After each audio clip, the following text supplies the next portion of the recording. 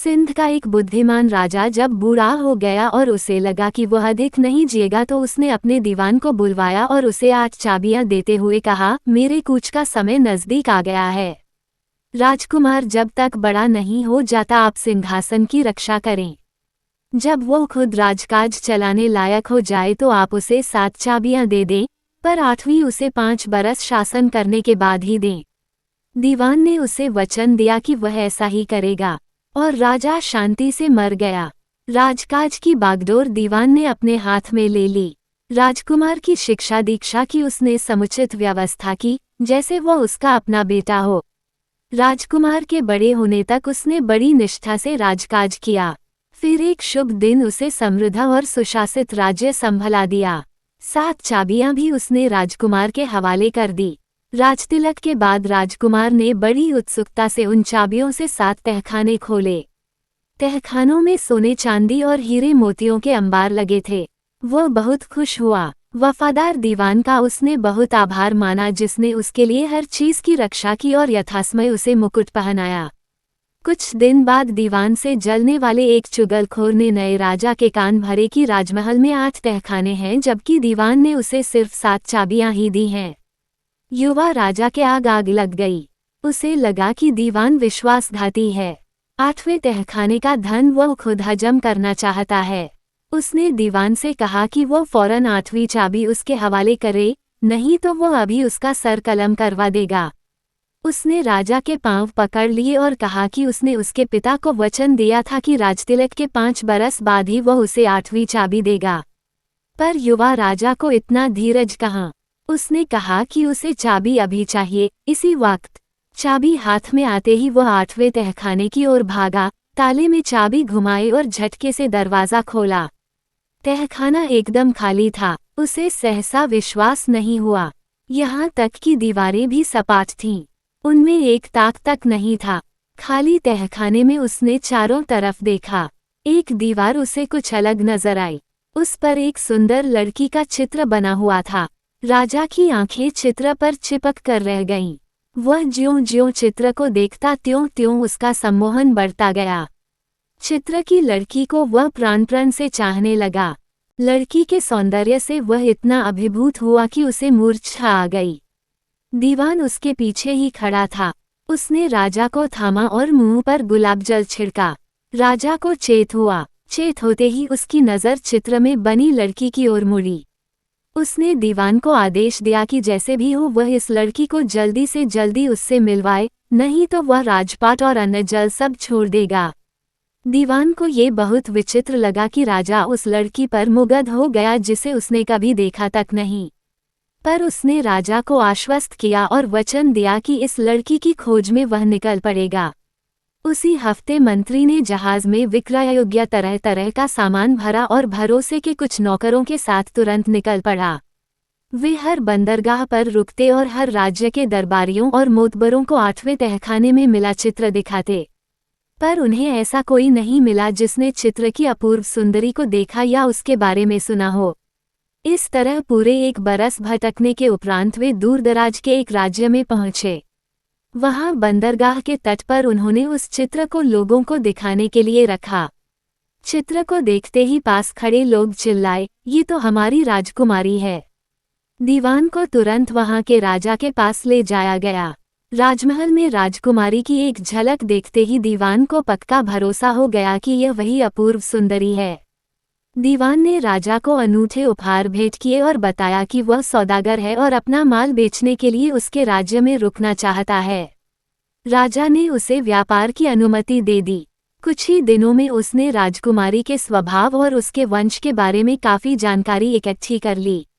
जब वह पूरी तरह से संतुष्ट हो गया तो वापस अपने राज्य की ओर चल पड़ा। कुछ महीनों की यात्रा के बाद दीवान ने अपनी राजधानी के बंदरगाह पर लंगर डाला। उसने राजा को बताया कि चित्र की अपूर्व सुंदरी का पता चल गया। वह चित्र से भी कई गुना अधिक सुंदर है। उसे एक नज़र देखने के लिए राजा अधीर हो उठा। जहाज को फिर भांति भांति की विक्रय योग्य वस्तुओं से भरा गया और राजा को लेकर जहाज फिर चल पड़ा। महीनों की कठिन समुद्री यात्रा के बाद जहाज ने अपूर्व राजकुमारी के राज्य की भूमि को छुआ।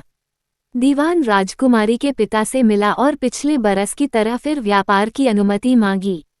दीवान को पता था कि राजकुमारी को खिलौनों से बहुत लगाव है और इस राज्य के लोग बहुत अच्छे खिलौने बनाते हैं। इसलिए वह राजकुमारी के लिए एक से एक अनोखे खिलौने लेकर आया था। ये खिलौने चलते थे, बोलते थे, शेर और बाघ दहाड़ते थे, पक्षी हवा में तिरछे उड़ते थे। राजकुमारी मुग्ध हो गई। मंत्री ने कहा, हमारे जहाज में ऐसे ऐसे खिलौने हैं कि ये उनके पसंद भी नहीं हैं। हमारे मालिक जहाज पर ही हैं। उन्होंने मुझे हमारे देश के मामूली खिलौने ही जहाज से बाहर लाने दिए। हमारे जहाज पर चलिए, आपको एक से एक अद्भुत खिलौने दिखाऊंगा। राजकुमारी का कुतूहल चरम पर पहुंच गया। 6 दासियों के साथ वह तुरंत मंत्री के साथ चल पड़ी। जहाज पर युवा राजा ने उसकी अगवानी की और उसे शिष्टतापूर्वक आश्चर्यजनक खिलौने दिखाने लगा। हर नए खिलौने को देखकर राजकुमारी खुशी से उछल पड़ती। इस बीच मल्लाहों ने लंगर की रस्सियां काट दी और पाल खोल दिए। जहाज ने बंदरगाह छोड़ दिया। ये सब उन्होंने ऐसी होशियारी से किया कि राजकुमारी और दासियों को भनक तक नहीं लगी। वे तट से काफी दूर आ गईं। राजकुमारी और दासियों को जब ये पता चला कि उनका हरण किया गया है तो वे भय से सुन्न हो गईं। फिर सहसा वे चीखने चिल्लाने और जहाज की चीज बस्त तोड़ने लगीं। युवा राजा ने ये कहकर राजकुमारी को शांत किया कि कैसे उसका चित्र देखकर वह उस पर आसक्त हुआ और कैसे उसे ढूंढने के लिए उसने 7 समंदर की यात्रा की। युवा राजा के प्रणय निवेदन और उसकी सौजन्यता से राजकुमारी पसीज गई। उसका प्रतिरोध ठंडा पड़ गया। राजकुमारी को लगा कि वह भी उसे चाहने लगी है। युवा राजा के राज्य में पहुंचने पर उसकी रानी बनने के लिए वह राजी हो गई। वहां पहुंचने में अभी महीनों की देर थी, पर प्रेम की मदभरी लहरों में डूबते उतरते प्रेमियों बहुत खुश थे। जहाज मंजिल पर पहुंचने ही वाला था। क्षितिज पर धरती की झलक दिखने लगी थी। दोनों प्रेमी एक दूसरे की आंखों में आंखें डाले जहाज की पाटन पर टहल रहे थे। बूढ़ा मंत्री गल्ही पर बैठा अधमुंदी आंखों से जहाज की गति से कटती लहरों को देख रहा था। उसने सर उठाकर पास आती जमीन की ओर ताका। तभी तोता मैना का एक जोड़ा उड़ता हुआ आया और उसके पास जंगले पर बैठ गया। बूढ़ा मंत्री पखेरुओं की भाषा जानता था। वो उनके बोलने का इंतजार करने लगा। जंगले की रस्सी पर बैठने के थोड़ी देर बाद मैना बोली, मुझे यहाँ जहाज पर अच्छा नहीं लग रहा। कोई कहानी सुनाओ न। तोता कुछ पल सोचता रहा, फिर कहने लगा, एक कहानी यहीं हमारी आंखों के सामने घटित हो रही है।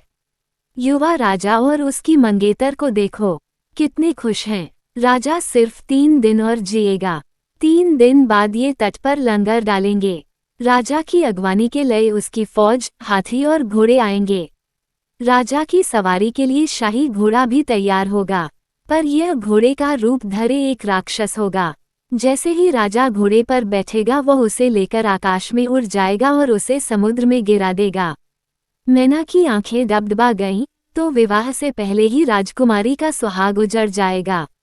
कैसी सुंदर जोड़ी है। बेचारी पर दुखों का पहाड़ टूट पड़ेगा।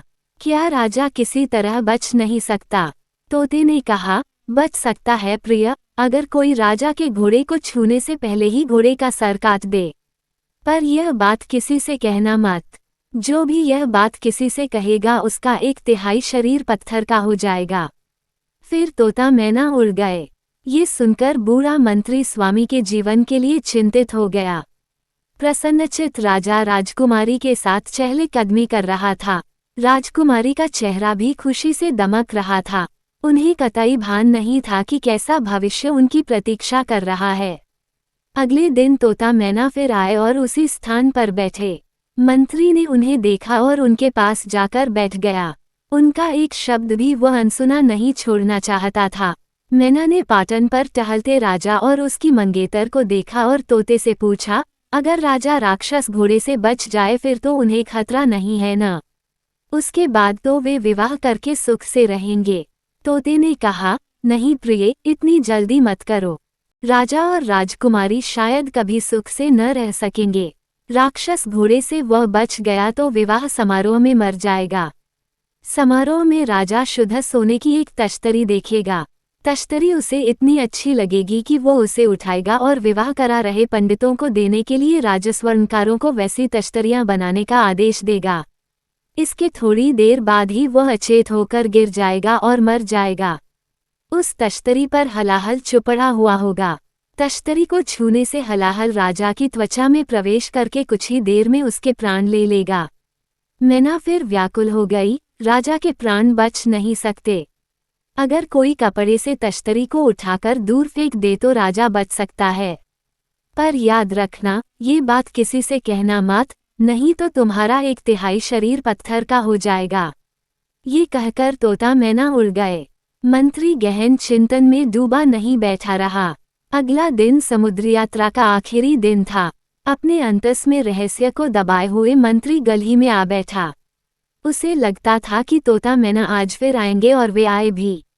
मैना ने तोता से पूछा, अगर राजा जहर लगी तश्तरी से बच गया तब तो वह राजकुमारी के साथ सुख से जी सकेगा ना?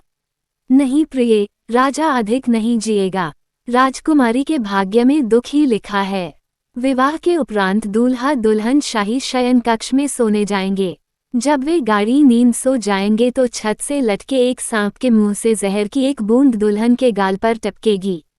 जब राजा की आंख खुलेगी और वह दुल्हन के गाल को चूमेगा तो उसके प्राण पखेरु उड़ जाएंगे। मैना का मन अनुकंपा से भर गया। पूछा, सुहागरात के इस भयानक अंत को रोकने का क्या कोई उपाय नहीं है? तोते ने कहा, एक उपाय है प्रिय।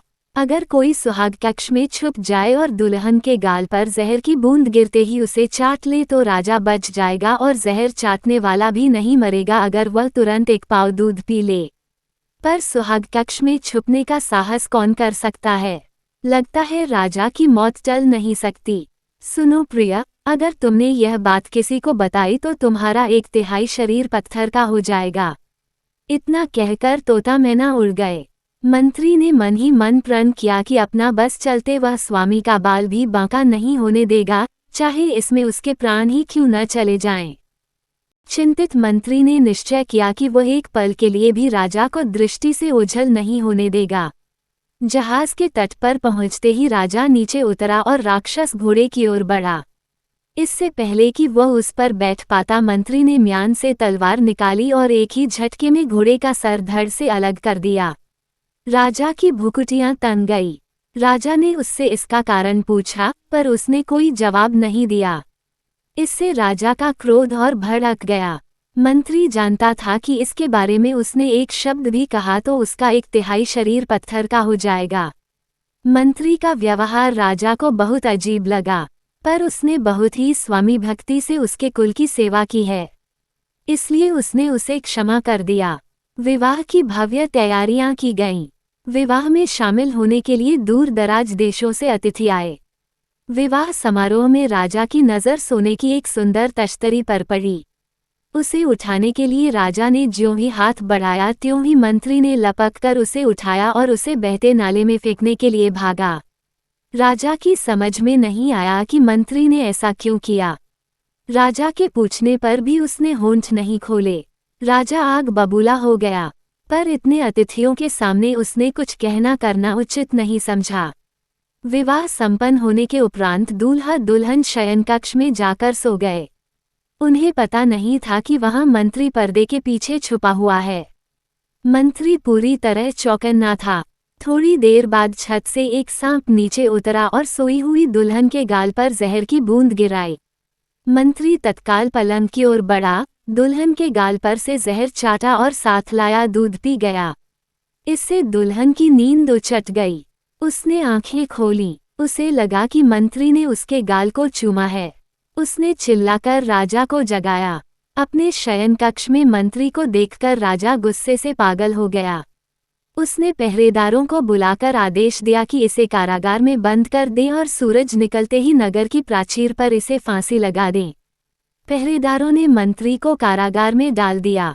सुबह अंतिम इच्छा पूछे जाने पर मंत्री ने कहा कि मरने से पहले वह महाराज से मिलना चाहता है। राजा उससे मिलने से इनकार न कर सका। जंजीरों से जकड़े मंत्री को राजा के सामने लाया गया। वहां उसने राजा को सारी बात बताई। जैसे ही उसने बताया कि कैसे तोते ने असुर अश्व की बात किसी को बताने से मना किया था, उसके हाथ और पांव संगमरमर के हो गए। फिर हलाहल से पुती तश्तरी की बात बताने से वह छाती तक संगमरमर का हो गया। अंत में छत में छुपे सांप के जहर टपकाने की बात कहने पर उसके कंधे और सर भी संगमरमर के हो गए। राजा सन्न रह गया। कुछ पल उपरांत धक्के से उबरने पर वह फूट फूट कर रोने लगा। स्वामी भक्त मंत्री की परिणति पर उसका हृदय फटा जा रहा था। मंत्री की पथराई हुई देह को उसने अलग कक्ष में रखवाया, उसे मालाएं पहनाई और उसकी पूजा करने लगा। कुछ बरस पश्चात रानी ने पुत्र को जन्म दिया। राजा हर दिन राजकुमार को उस कक्ष में ले जाता जहां मंत्री की पाषाण देह रखी हुई थी। वो उसे दिवंगत मंत्री की स्वामी भक्ति और उसके उपकार के बारे में बताता। एक दिन जब राजकुमार 3 साल का हो गया तो वे ही तोता मैना जिन्होंने जहाज पर राजा के बारे में भविष्यवाणी की थी, उस कक्ष में आए और बातचीत करने लगे। राजा इस समय उनकी बोली समझ सकता था क्योंकि वो मंत्री की मूर्ति के पास खड़ा था। तोते ने मैना से कहा, देखो राजा कितना दुखी है। मंत्री के साथ जो हुआ उसे वह भूला नहीं पा रहा। अगर राजा चाहे तो मंत्री फिर जिंदा हो सकता है। मैना ने पूछा, कैसे कैसे? तोते ने जवाब दिया, राजा को अपने बेटे की बलि देनी होगी और उसके खून के छींटे मंत्री की मूर्ति पर डालने होंगे। इससे मंत्री फिर हाड़ मांस का हो जाएगा। राजा सोच में पड़ गया। वह क्या करे, क्या करना उचित होगा। वो इस निष्कर्ष पर पहुंचा कि उसका रोम रोम मंत्री का ऋणी है। उसने 3 बार उसके प्राण बचाए। इससे पहले कि उसका मन डवांडोल हो जाए, उसने म्यान में से तलवार निकाली और राजकुमार का सर काट दिया। फिर उसका खून उसने मूर्ति पर छिड़का। मंत्री तुरंत जी उठा। ये जानकर कि उसे पुनर्जीवन कैसे मिला, मंत्री ने संपूर्ण चेतना से भगवान का स्मरण किया। ऐसी प्रार्थना कि भगवान अनदेखी कैसे करता। बच्चे का सर आप ही धड़ से जुड़ गया और वो उठकर खड़ा हो गया, मानो नींद से उठा हो। तब राजा ने रानी को बुलाया और उसे सारी बात बताई। वो ये सुनकर कांप गई कि उसके पति ने स्वयं अपने पुत्र का सर काटा, पर उसने ये स्वीकार किया कि राजा के पास और कोई चारा नहीं था। जो हो, मंत्री की प्रार्थना और भगवान की कृपा से राजकुमार फिर जीवित हो गया था। राजा, रानी और राजकुमार ने बहुत लंबी आयु पाई। वे जब तक जिए सुख से जिए। ऐसा मंत्री जिनका सलाहकार हो उन्हें कोई कष्ट हो भी कैसे सकता है।